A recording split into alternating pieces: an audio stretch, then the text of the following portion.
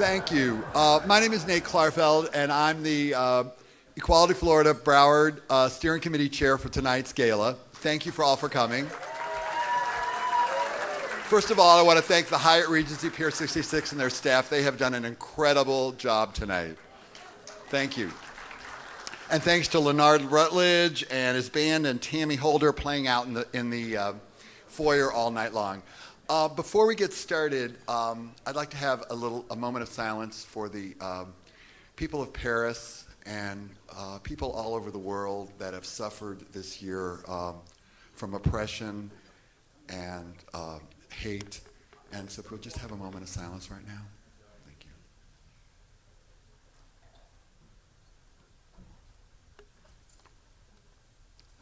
you. Okay, now it's time to celebrate. Okay, so... What? All right. So tonight, I know this is my fourth year doing this, and you're all kind of getting tired of me. So tonight, I'm introducing Jamie Garola from NBC6. You all know him and love him, and he's going to be our fabulous MC. Jamie, come on up here.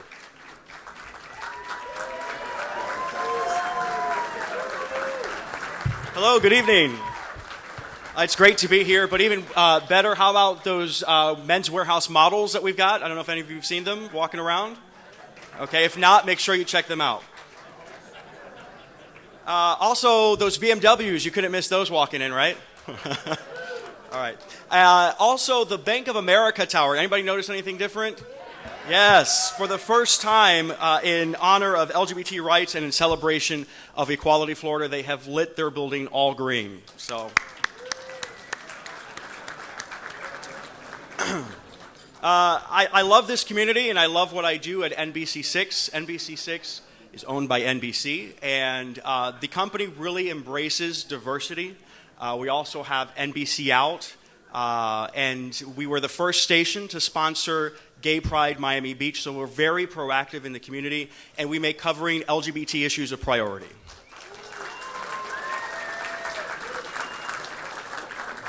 On a personal note, I was very honored to ask to do this. When I was growing up, I never thought that getting married or falling in love or having kids was in the realm of my possibilities.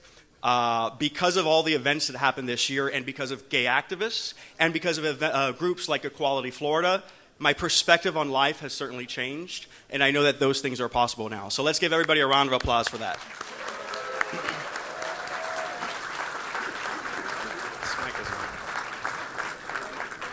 It says don't lean on podium, so I'll try not to. Tonight's event, the 13th Annual Equality Florida Broward Gala, is a celebration of incredible victories made possible by amazing community partnerships. So I have a few people to thank tonight.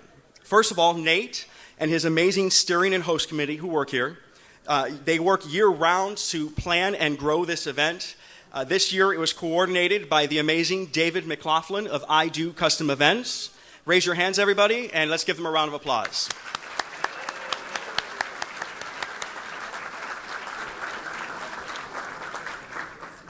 Now, I'd like to draw your attention to these posters. I think they're right there, right? Those are posters? I'd like to draw your attention to those posters showcasing all of the media and other generous sponsors that we have here. They're great supporters who make our work possible, so let's give them a big thanks. And of course, be sure to support those who support us the way that they are supporting equal rights. And if you would like an Equality Florida pin and to receive comp tickets to next year's gala, please talk to Nate or Ro about sponsoring our next event. And now, atop the sponsor leaderboard, for the third year in a row, the statewide presenting sponsor of Equality Florida's 12 galas across the state, PNC Bank. Please welcome to the stage PNC's Senior Vice President and Regional Manager, Fred Livingston. Thank you very much. What a nice reception. Good evening, everyone. You're right. Do not lean on podium. Don't you want to find out what happens? Anyway, well, thank you so much. So I was asked tonight to give some thought to share a little bit about my story and why this is important to PNC. So I look back when I joined the company a few years ago, and I was evaluating the company on terms of how they embraced diversity and inclusion. And that became a real sticking point for me. And as I did some research, I talked to folks, reviewed our brand, found out that not only do we make a commitment to diversity and inclusion, we live it every day. So on the basis of that, I joined the company. And I'm really glad that I did, because I've had the opportunity to work with an amazing group of people, many of which are here tonight, there's one right there, that really help bring diversity and inclusion alive. One of the things that we've discovered in the building out of our diversity and inclusion group at the company is that within the group, within our company, the majority of the supporters that we have are allies. They're not L, they're not G, they're not B, they're not C. They're all allies. And I'm really proud of that. The other thing, however, that I found out is that in our company, in that generational divides that we still have too many people that are not comfortable bringing their whole self to work. So we still have a lot of work to do. But I thank you guys for being here tonight, and I ask everybody, whether LGBT or A, to take the opportunity to welcome, support, and drive the message of diversity and inclusion at every interaction, at every opportunity. So with that, I think I've gone over my 90 seconds. But with that in mind, my team here tonight, but I do want to thank my team who is here tonight. You did a great job. I appreciate everybody being here. And Equality Florida, this is amazing what you guys have put together in such a short period of time. And I'm proud to be a part of it. So on behalf of PNC Bank, have a great evening. Enjoy.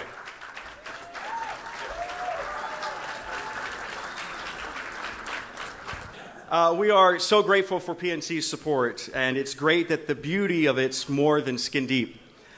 You know, at an event like this, I really get to see how the different parts of the community come together to make progress happen. Clearly, volunteers are tremendous help, and sponsors like PNC play a huge role in funding the work, and then there are the progressive elected officials that work closely with Equality Florida and other equally important organizations. In fact, many of these elected officials, they are here tonight and they have worked to promote pro-equality legislation. State Attorney Michael Satz, former State Senator Nan Rich, former Broward County Mayor Suzanne Gunzenberger, Mayor of Davie Judy Paul, Vice Mayor of Lauderdale Lakes Beverly Williams, Commissioner of Wilton Manors Tom Green, Fort Lauderdale Commissioner Dean Trentalis, Davie Councilmember Carolyn Hatton, Commissioner of Lauderdale Lakes Patricia Williams, Commissioner of Margate Lee Perriman, the Mayor of Oakland Park Tim Lonergan, School Board Member Patricia Good. Thank you.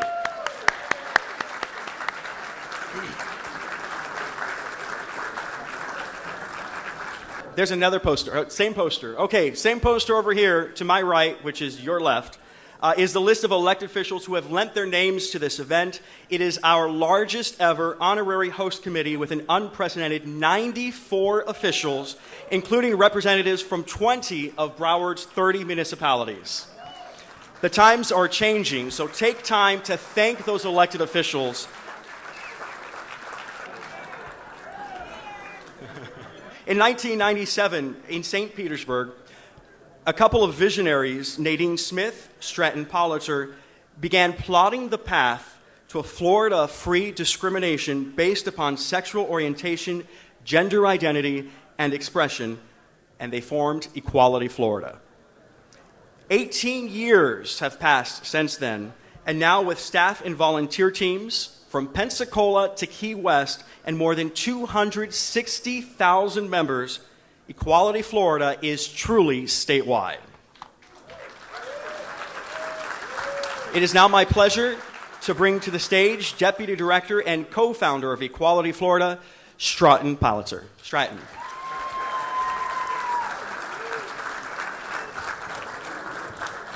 Oh my gosh, what an incredible crowd.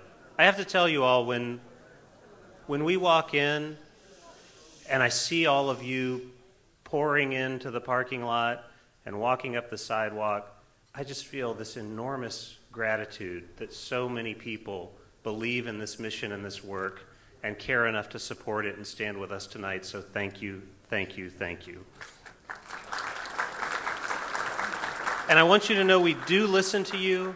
Last year, a couple of folks mentioned they might like to see a little more food this year. How do we do?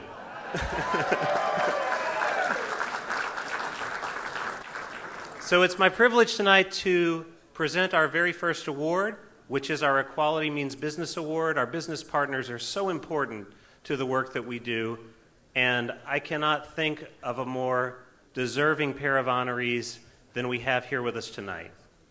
Rosie's Bar and Grill, founded by Cliff Mulcahy and John Zabel, has been an iconic business in our community for more than a decade.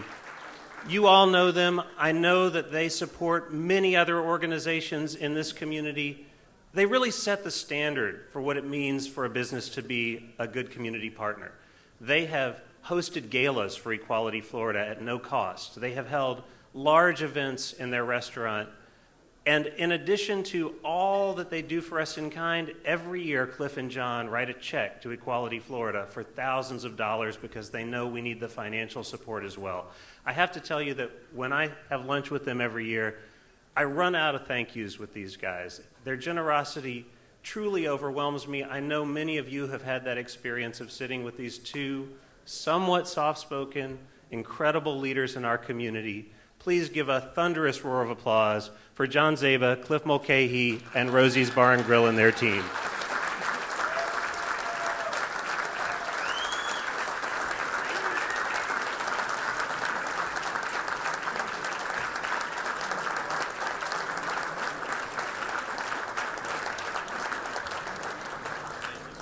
No one has ever called me soft-spoken.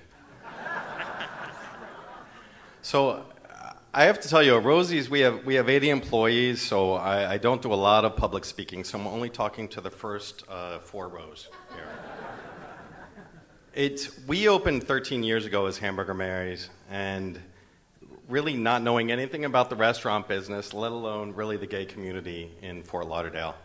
And what we built out of love, and it was the love that we gave, but more importantly, the love we got back from everybody. And it was so interesting when we first opened, the critiques that we got, and I won't go into all of them. There might have been a few. But it was interesting being new to the gay community in Fort Lauderdale to hear people critiquing that we had. Some people would come in and say, oh, there's too many older people, there's too many young people, there's too many women, there's too many this. And we said at the very beginning, we are a community. And we are going to run this like we are part of a community. And that's still our motto today, that we are part of the community and the community is part of us.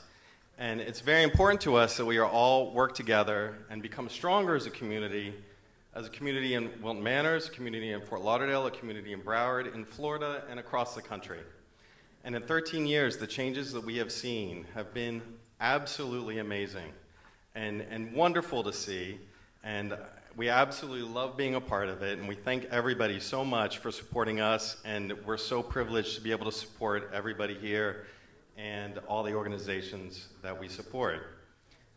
I was telling Jim earlier, I mentioned to him, and I thanked him for all his efforts for marriage equality.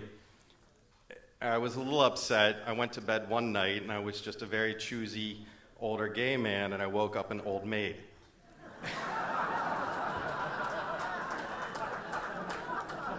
So, I completely thank you, and we'll cherish being an old maid. But we are very honored to be here, and we're very honored to support Equality Florida and everything that they do for all of us and for everybody in Florida and across America. So thank you so much.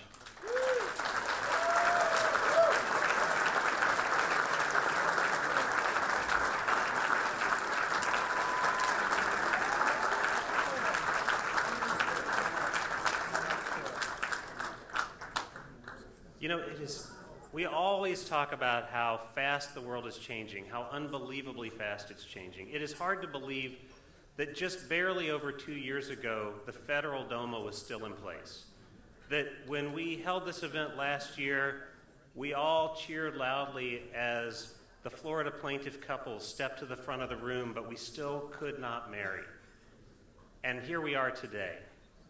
And when you remember the moment that the marriage ban fell in Florida, you'll remember that Judge Hinkle in Tallahassee had issued a lifting of his stay, and that marriage was coming to our state all across Florida on January 6th. But Equality Florida's case, the first case filed in the state of Florida with the National Center for Lesbian Rights and Carlton Fields at our sides, we wanted to not wait another moment.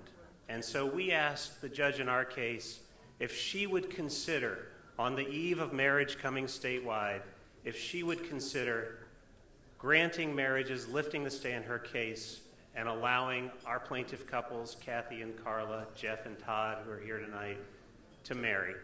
And so we marched into court early in the morning on January 5th, and this is what happened next.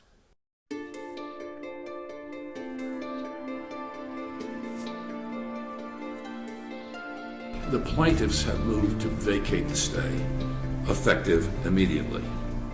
Well, Mr. Cohen, do you think that I should keep the stay in place to conform with Judge Hinkle's order opening the door for certificates as of tomorrow?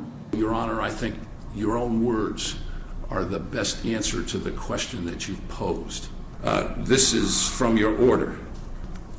The basic guarantees of our Constitution are warrants for the here and now. And unless there is overwhelmingly compelling reasons, they should be promptly fulfilled.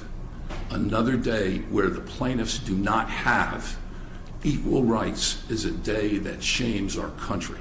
Thank you, Your Honor. Thank you very much. Mr. Windsor? Yes, Your Honor.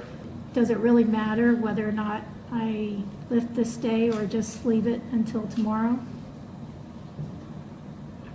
If you're asking me, Your Honor, not from our perspective. Okay. I'm lifting the stay.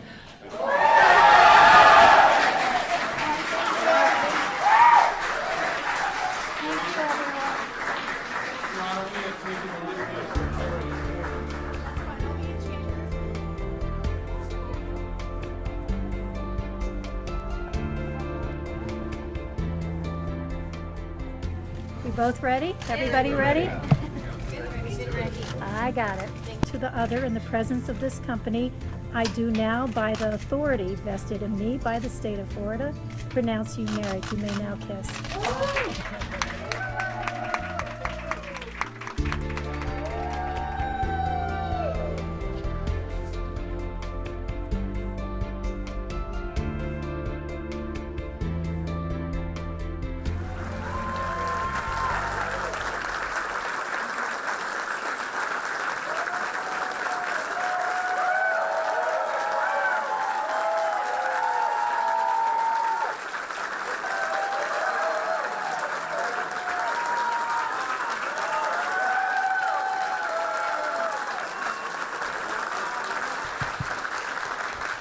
I was going to say all rise, but apparently that was unnecessary. Thank you all for such a warm welcome. To present tonight's Voice for Equality Award, Judge Sarah Zabel.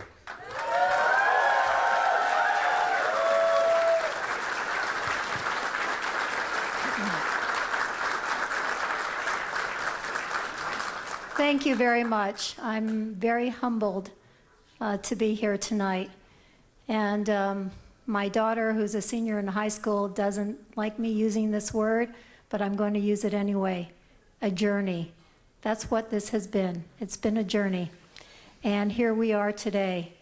So I want to congratulate you, Jim, for the courage that you took to get here today. So I'm going to say a few words, and I'm going to reserve a few words that I wrote for after the video. So I just want to congratulate you again, and I congratulate everyone for being here. One person can make a difference.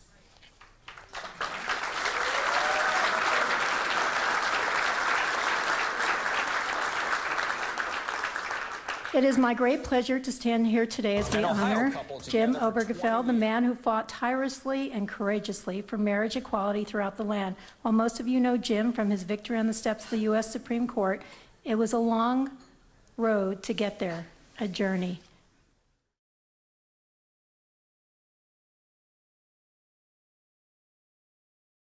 An Ohio couple together for 20 years finally decided to get married this month because husband John Arthur is dying of Lou Gehrig's disease. I was in a relationship with John for almost 21 years. 2011, John was diagnosed with ALS. The typical time frame is 2.5 to 5 years before death. He was the love of my life.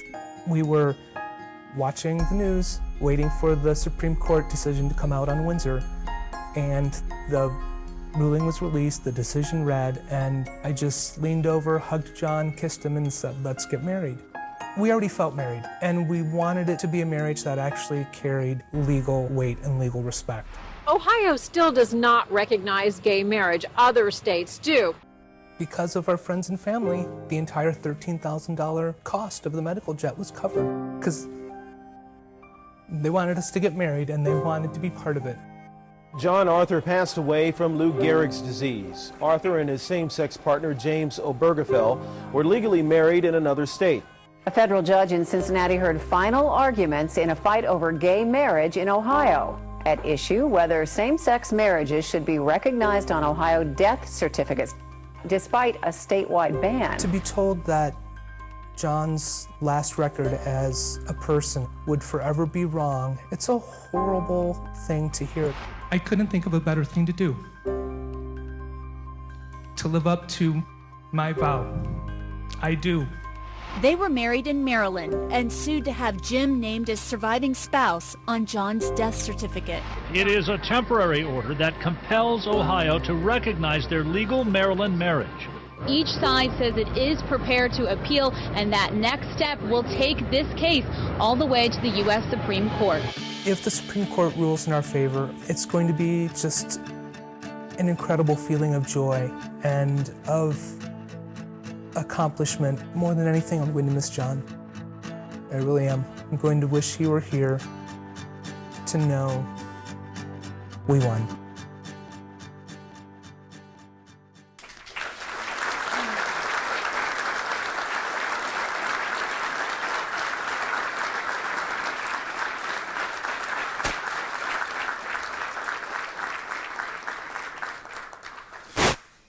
Before I hand the award to Jim, I just want to say a few words.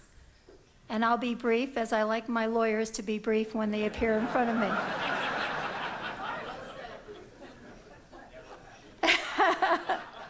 The bottom line. I make decisions every day based on law. Jim based his decision on love. Strength can come from many places, but when it comes from love, it breaks down walls. One person can make a difference. And Jim, you certainly made a difference, which will leave a lasting legacy based on love. You are a rock star. But most importantly, you stood up to change. You fall in a long list of great people: Susan B. Anthony, Martin Luther King, and now Jim Obergefell.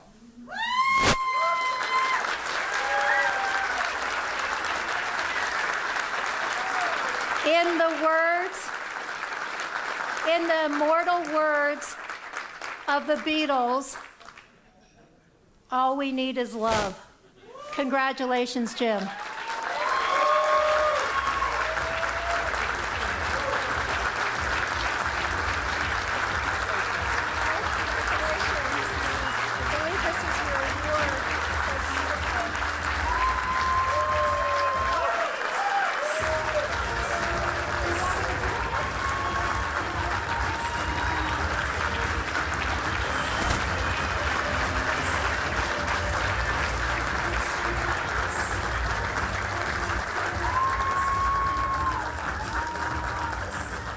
Thank you, Judge Zabel. That was lovely. I'm still getting used to the fact that one person really can change the world.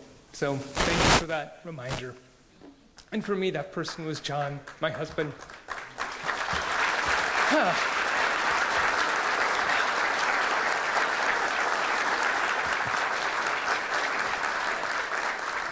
It's a great pleasure to be here this evening with Equality Florida. Thank you for honoring me with the Voice for Equality Award. I'm humbled to be recognized in this way, and I gratefully accept this award in memory of my husband, John.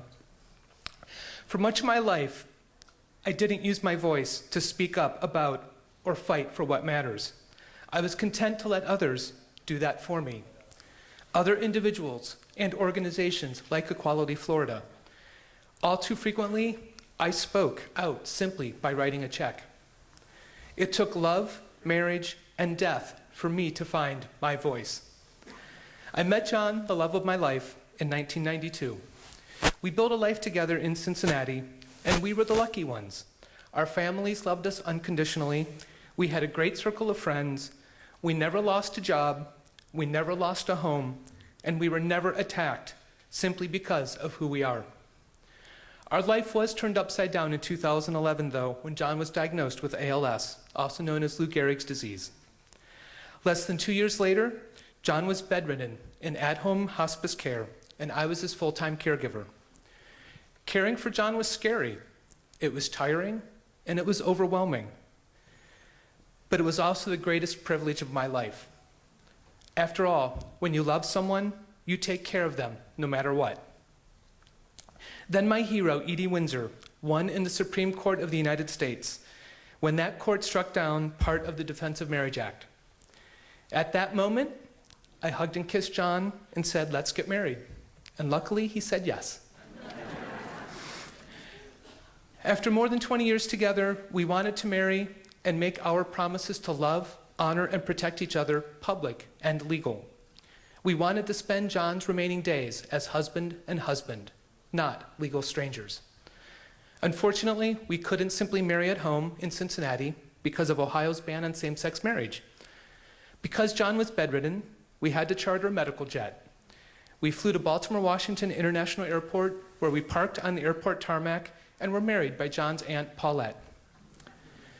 By that time, ALS had stolen from John not only the ability to move, but most of his ability to speak. He could say only a few words at a time, but nothing more. Hearing John say, "I thee wed," was the happiest moment of my life. And that was all we wanted, simply to get married and to have our federal government acknowledge our existence. Then friends introduced us to a civil rights attorney in Cincinnati, just 5 days after we married. In our first meeting, Al pulled out a blank death certificate and said, "Now guys, I'm sure you haven't thought about this, because who thinks about a death certificate when you've just gotten married? But do you realize when John dies, his last official record as a person will be incorrect? Ohio will say he's unmarried, and Jim, your name will not be there as his surviving spouse." Our hearts broke, and then we got angry. So we filed suit in federal district court to demand recognition of our lawful out-of-state marriage on John's impending death certificate. And we won. Yes.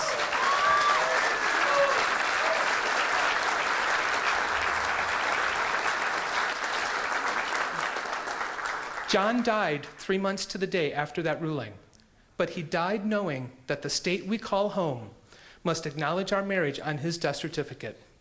And unfortunately, the state of Ohio eventually appealed. I continued the fight, though, because I had to live up to my commitments to love, honor, and protect John. I had no other option. I'd made promises to John, and I intended to keep them. I had to be John's voice. What started out as a very personal fight for John and our marriage turned into something much larger. Well, more accurately, I was finally able to think about the bigger picture. After several years of not thinking about the future, because the future meant John's death, I finally could consider the future. I realized that I was also the voice for people across the nation, people who wanted nothing more than to exercise their right to life, liberty, and the pursuit of happiness. People who wanted our country to live up to its promise of equality. I never, ever dreamed I would end up in the Supreme Court along with more than 30 other plaintiffs from Ohio, Kentucky, Tennessee, and Michigan, standing up for equal justice under law. And you all know how that's turned out. Love did indeed win.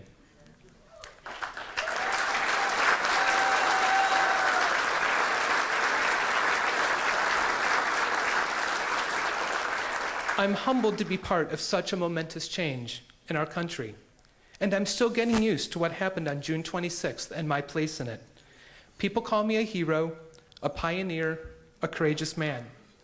I don't think of myself in those ways. I simply think of myself as someone who was lucky enough to fall in love and keep my promises to the man I loved. I'm also someone who finally found his voice. But I know our fight for equality isn't over, and I will continue using my time, my energy, and my voice to work toward the day when no kid grows up feeling alone, feeling different, or feeling scared. I look forward to the day when every American is able to live his or her authentic life. I look forward to the day that a couple who exercises their constitutional right to marry can't then lose a job, be kicked out of their home, or worse, because of it. That's when our country will have lived up to its promise. Thank you, Equality Florida, for continuing to fight for all of us, for helping create that world we all deserve. As an organization, you likely don't get the thanks you deserve, the kind of gratitude I've experienced across the country. People frequently stop me to say thank you or explain what this ruling means to them or someone they love. They show me their wedding rings. They introduce me to their children. They ask for photos. They cry. They tell me stories, or they simply hug me because they can't find the words. Young people have thanked me for helping them find the courage to come out, for showing them that happiness is possible, and for giving them hope. I'm happy to be their voice. There's no better way to spend my time and energy than by speaking up for those who can't, by fighting for those who feel scared and alone, by standing up against hatred. I was John's voice when he could no longer speak, and I'll be a voice for equality for all Americans until it's no longer needed. Thank you again for this wonderful award.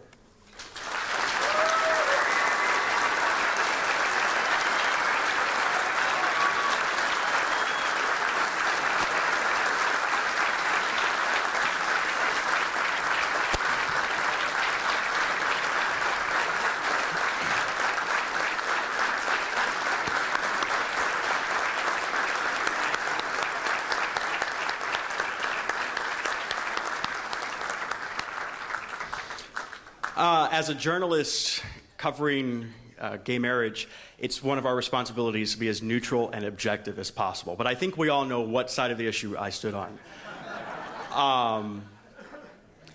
So with that, I'd like to personally thank Jim to have an opportunity to be in the same room with him, and Sarah, thank you. That day you drove the news crazy because we were all ready for Key West to be the first county. So now I'm proud to introduce the person without whom none of this would be possible. The woman who continues to inspire us to aspire and to never give up. Co-chair of the 1993 March on Washington, recently appointed to the U.S. Commission on Civil Rights Advisory Committee, and co-founder of CEO Equality Florida, Nadine Smith.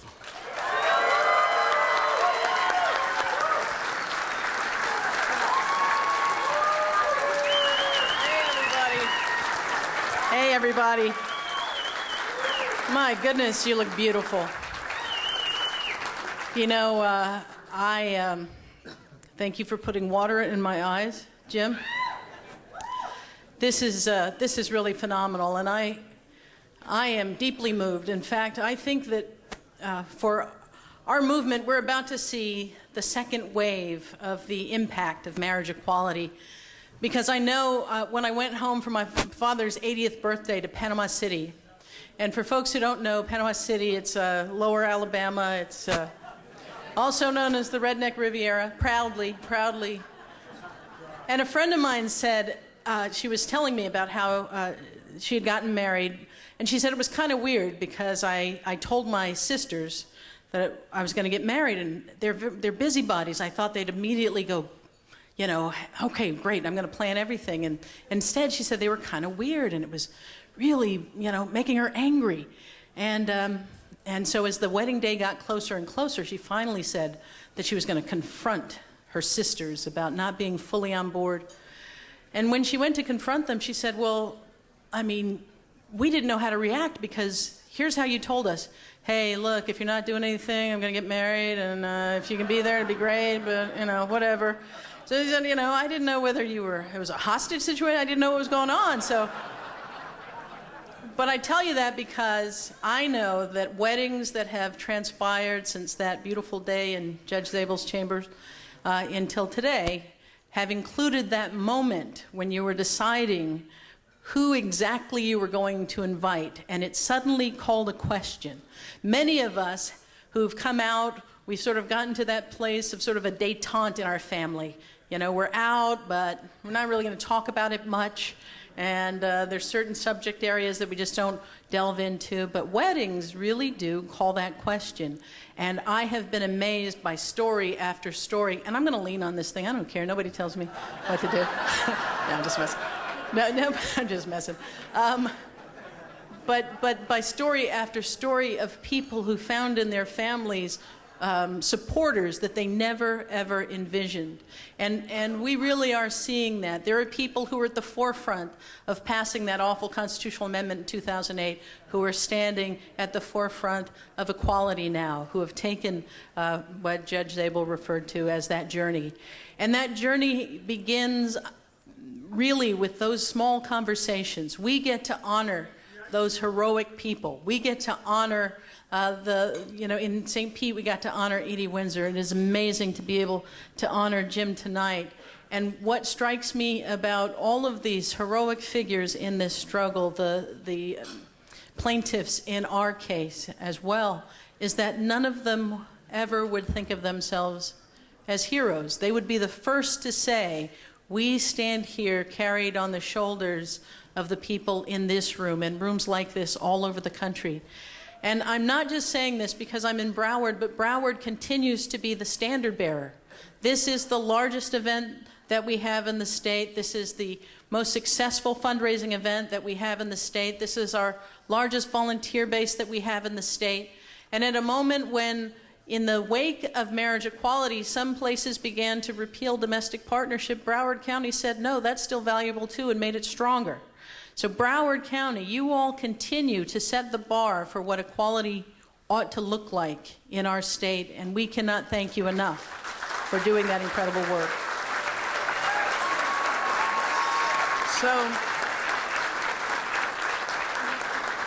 So here's the other thing. Here's the other thing that is so critical on a night like tonight, where we are soaking in how much progress we have made together.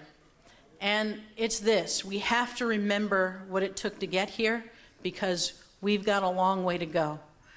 And we have to remember what it took to get here, because Florida has a lot to teach the nation about how you win in places that are difficult to win in. It matters a great deal that we had victory after victory after victory in the courts before the Supreme Court decision.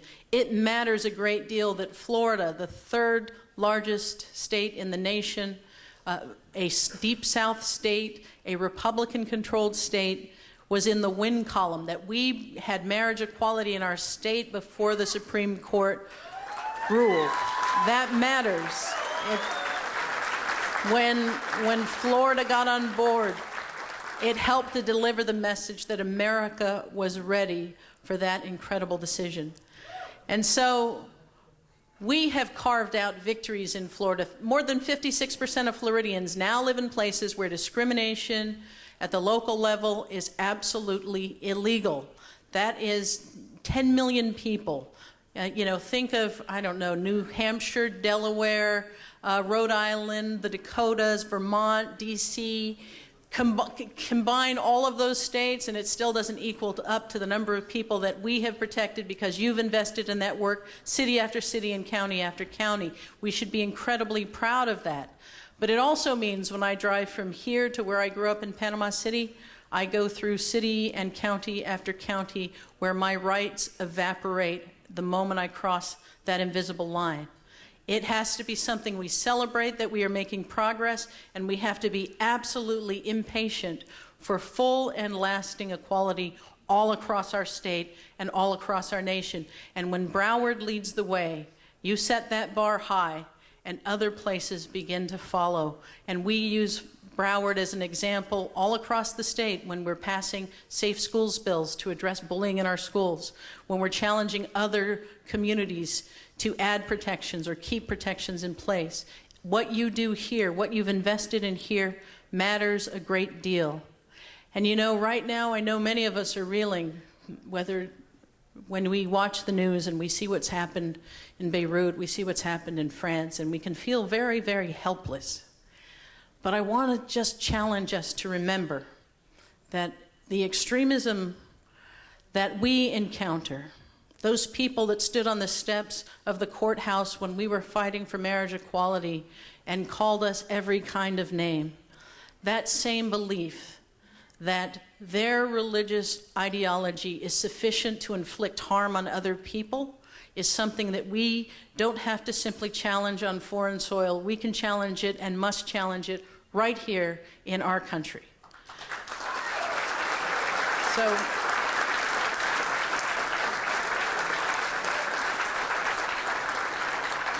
you know, I want to leave us all with this challenge, because this has been an incredible turning point.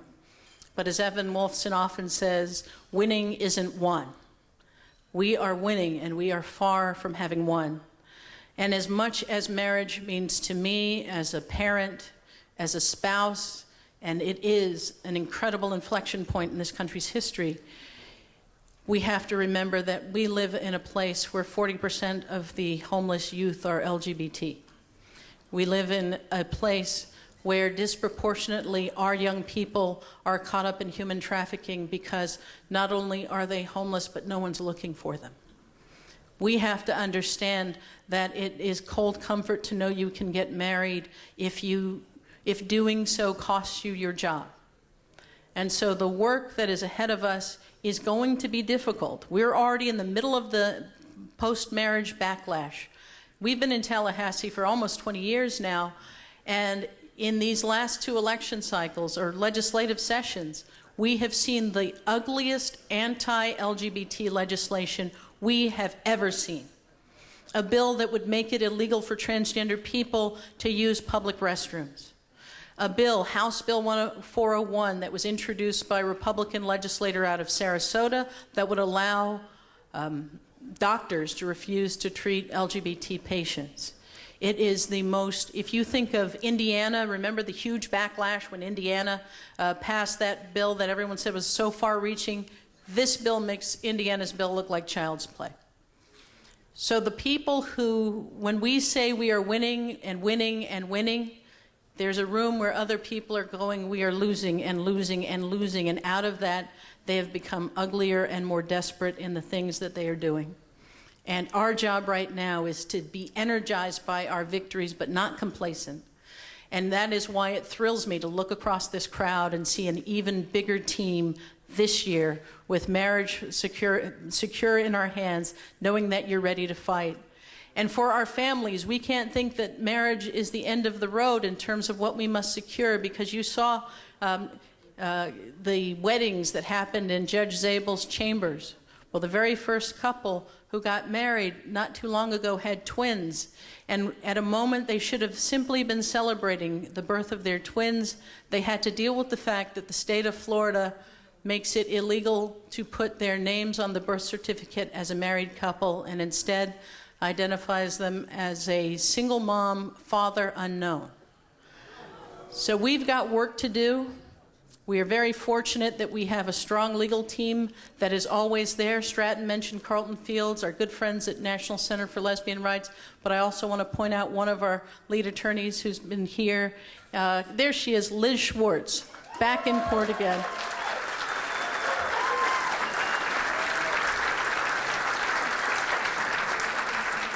So listen, it has been a heck of a journey, and It has been because of those quiet conversations, those moments when we reached out and we said, we can do this if you'll stand with us, if you'll fight with us, if you'll invest in this work, and you did it every time we asked. And I cannot thank you enough. And I'm here to say, in those years that I've been part of Equality Florida, I have had many titles: chief cook, bottle washer, field organizer, lobbyist. But the title that I am proudest of at Equality Florida is this one. I'm a Florida Council member. My wife and I donate each month to Equality Florida because we know how stingy and effective Equality Florida is with the money that is contributed. And so when you look around the room and you see people wearing these pins, you know that they are part of the Florida Council. They make up 80% of the budget that we are able to use strategically to win all over this state. So if you see somebody with one of these pins, hug them and tell them how much it compliments their eyes. And if you want to possess one of these pins, that's available to you tonight as well. These Florida Council members are people who give $1,200 or more a year, $100 a month. That's what me and my wife do. And tonight we have an incredible incentive because John Evans has issued a challenge grant. So up to $10,000 for any new donors who give $500 or more. And if you're already a donor, if you add $500 or more to your gift, they will match up to $10,000. But that's not all. But there's more. We have a limited number of this amazing book. It is the combination of the U.S. Supreme Court ruling and Judge Zabel's ruling. But there's more. It is signed by the lead plaintiffs in both cases. And for the first 50 people that take up John Evans' challenge, we have those signed copies for you to have and to hold. So listen, Broward County, I'm not just saying this because I'm looking at you. There's not more. This is the end. It really is an inspiration when we come here. It really is amazing to look around this room, to know how far we've come. And I will tell you, when staff, and we've got staff from all over the state, when they go back to the regions where they work and organize galas, they will be saying, this is how Broward did it. Now let's take them down. So thank you. Thank you for issuing that challenge. Thank you all for the incredible support.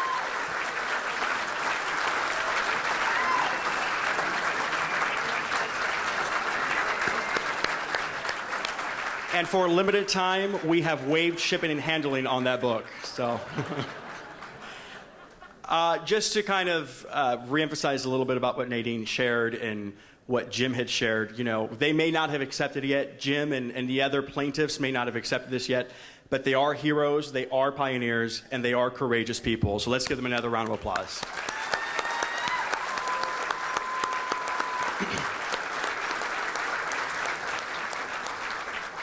And as Nadine said, the work is not over. This doesn't end with marriage equality. So we want to make sure that you begin, that you give, and that you give generously. That means a lot. We want a lot of money. And there's going to be nice people walking around the crowd holding pledge cards. Here we go, right here. Are any of them going to be in Men's Warehouse suits? Okay, that might work. And with your support, we will continue to fight for equality for all. Now, that's it. You are invited to go out onto the terrace where DJ Karen Ward is spinning tonight, and the party is going on for another hour till 9 o'clock. So thank you all for being here.